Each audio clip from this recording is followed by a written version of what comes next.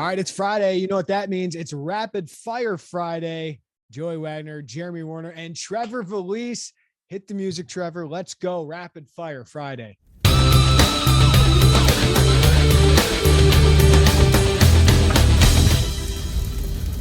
Okay, our first question. How much does the addition of Jonah Morris move the needle for the Illinois wide receiver room? And what are your overall thoughts on that unit as it currently stands? Joey, if we were doing like a speedometer or whatever, like 1 through 5, what are you putting this at? Who? I'm not trying to, he's not proven. He's been around for a while, but injuries, family issues have derailed his ability to prove his full talent. He was a 4-star kid or a top 400 kid out of high school. He had a good season at Akron, but I know it's talking season, but I need to see it. I don't want to set false expectations. He very well could exceed my 2, but it's hard for me without just by looking at his production to go higher than that right now. I would agree with you. He's intriguing to me as a former top 400 prospect back in the class of 2016, right? He signed with Indiana, transferred to Akron to be closer. Joey, you've done a good job with this story, but to be closer to his uncle, who's since beaten cancer. So he started well at Akron, had a really good first season there, and then suffered a torn ACL. So I'm intrigued by him. Didn't put up good numbers at Northern Colorado, which is a rebuilding program under Ed McCaffrey. Concussion. Season was cut short with the concussion, though. He had 5 games. Right. So it's I'm intrigued by his talents and his pedigree, but we just haven't seen him make a huge impact at the college level. So I'm not putting him down as one of the top 2 pass catchers on this team. I would say Isaiah Williams and Casey Washington are probably going to be those 2 guys. But, you put him with, Luke Ford, a Brian Hightower, all of a sudden you got some depth because this group needs more talent and it needs more depth, because if they have an injury to Casey Washington or Brian Hightower, all of a sudden, who you going to here? So I think it's good to have competition. I think it's good to have maturity, but until I see it, and we haven't seen it from Jonah Morris, it's hard to say, yeah, that guy's going to be a game changer for the offense. But they needed to address the wide receiver position, that's for sure. Yeah, overall impressions was the second half of that. So, there's not a lot of depth. It's hard for me to have the highest impressions where you have somebody who absolutely cannot for any reason at all ever miss a game, and Isaiah Williams. That doesn't make me feel good about the whole body. I don't know if that makes sense, but it doesn't make me feel good when you have such an indisposable piece at that position. I think Isaiah Williams is going to be a star. The question is, do you have enough around him? And if Isaiah Williams can stay healthy, if Brian Hightower can be Brian Hightower from 2 years ago over a full season, if Casey Washington can continually get better, and if Jonah Morris, Patrick Bryant, Sean Miller, I think you can have a solid group. I still think if you were ranking these, and if Phil Steele's manual came out tomorrow, Illinois is probably 13 or 14 with the wide receiver group. But I think Isaiah Williams can be great. I think he can be like Wan'Dale Robinson. I've mentioned that a lot. My question is the guys around him, and a lot of those guys have questions still. Illinois golf suffered their first regional round loss since 2004 this month. Do you still think that Mike Small has a legit shot at a national title at Illinois? I do. This was probably his, and he would admit this, probably his most vulnerable team, even though he's got talent here, but it was just one that was going through transition. And Adrian Dumont DeChasser was kind of the one guy they could count on throughout the season to be consistent at the top of that lineup. And he struggled at the NCAA regional. So they just couldn't afford him to have an off tournament. And he kind of had for him a top 15 golfer in the world in off tournament, but he's coming back. Tommy Cool is coming back. The entire roster is coming back, and they continue to add top level talent. So, you knew the streak was going to end at some point, Joe, of getting NCAA championships. It was the second longest in the country. It's an amazing streak. They continue to be the best in the Big Ten. Now, I think the rest of the Big Ten is starting to close that gap a little bit. They've only won by 1 stroke, the Big Ten championships each of the last 2 years, but it's still Mike Small. It's still a really good program. They're still the most talented program in the Big Ten. So I think they'll get back to match play, and that just takes an unbelievable week. And you need, 2 or 3 top golfers to be top golfers in the country.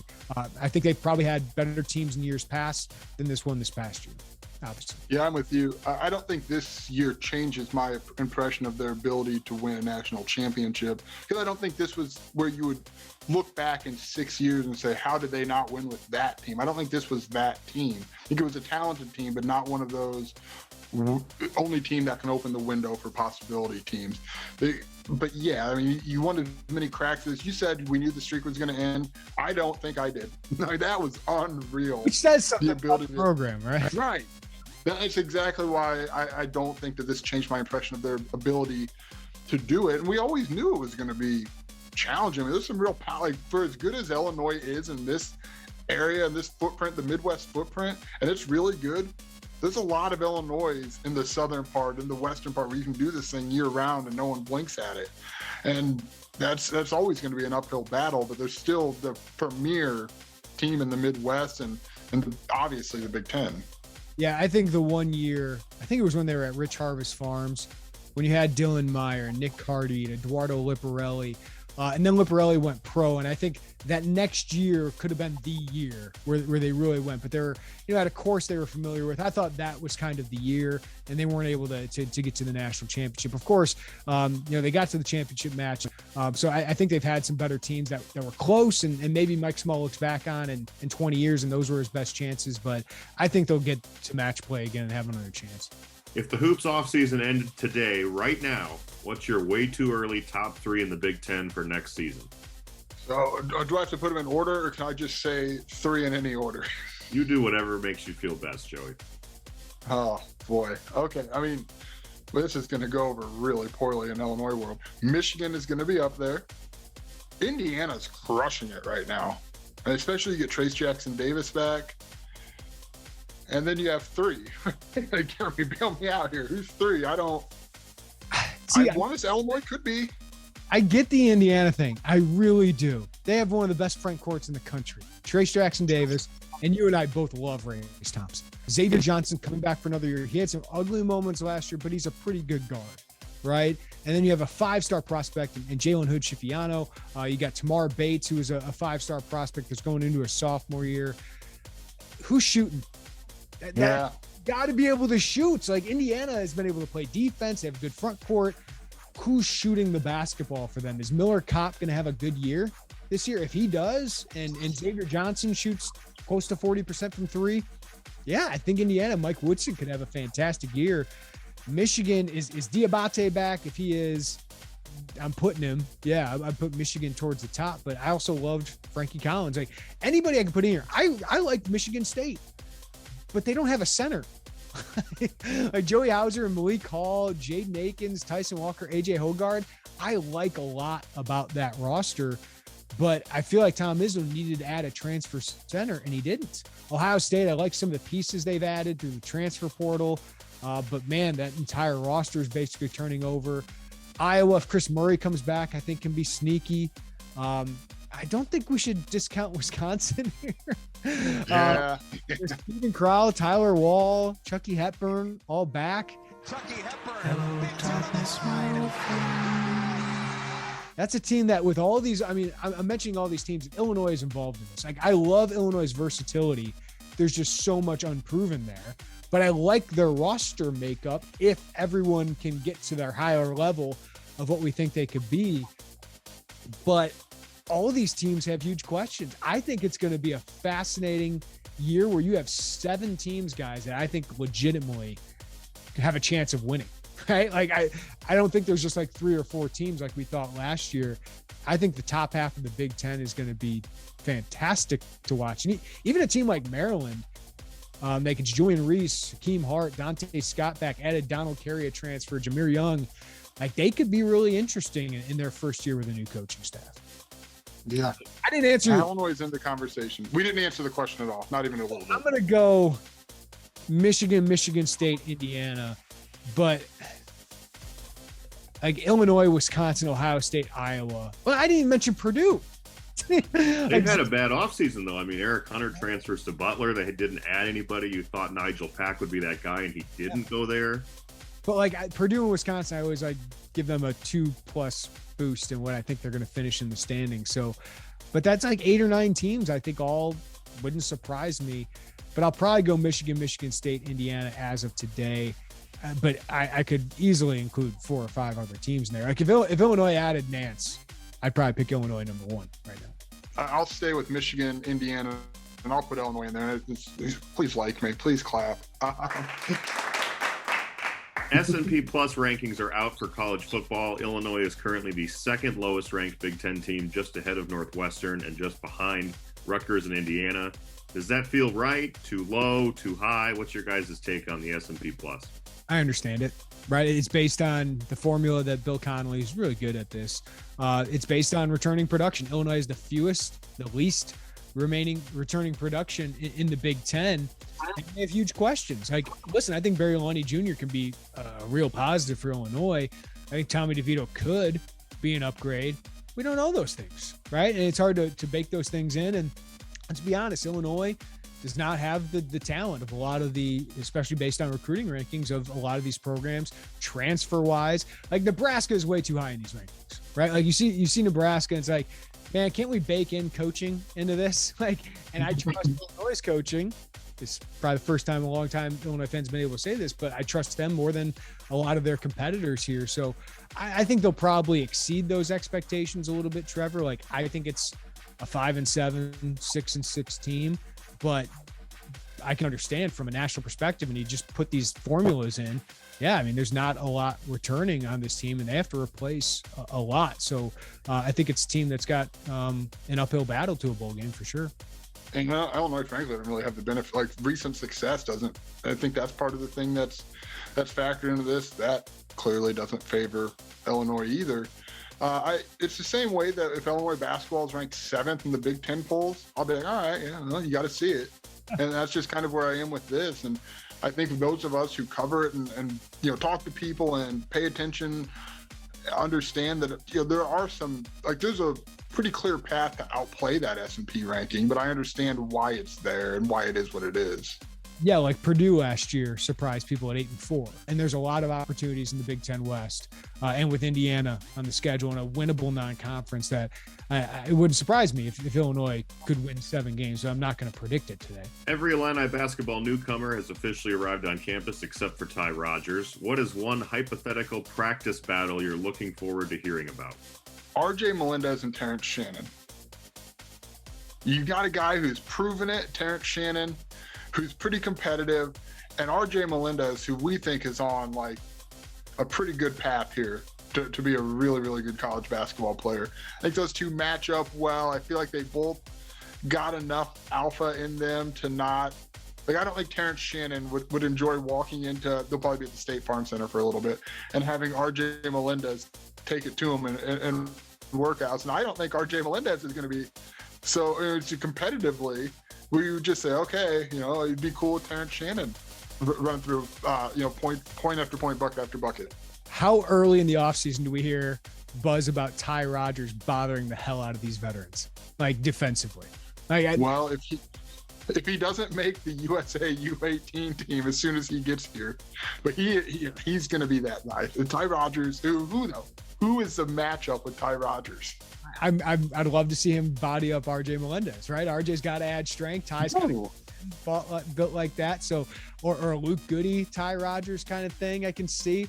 The other one I'd really like to watch is Sky Clark, right?